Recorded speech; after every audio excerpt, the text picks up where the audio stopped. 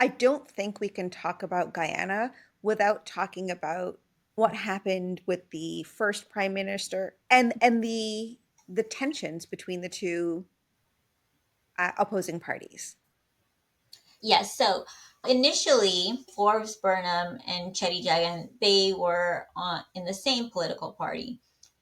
Then the party split, and eventually, and I think still today, still, the parties are pretty much based on the people of Indian descent make up the majority of one party, and the people of African descent make up the majority of the other party.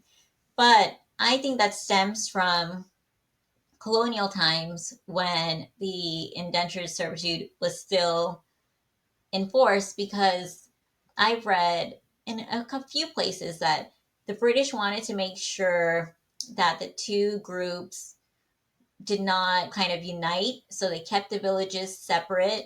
They let the Indians retain their language, their customs, and obviously the enslaved Africans, for the majority, were not able to retain as much as their heritage. So they tried to keep the two groups separate. And in the 60s, the CIA had covert missions to increase those tensions among the groups around the time of the independence and the first elections.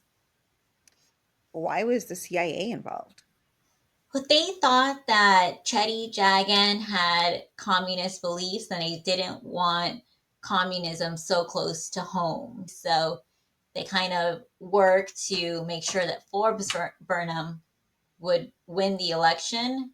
And they did that by playing on racial stereotypes, and there were new radio stations popping up with propaganda, basically.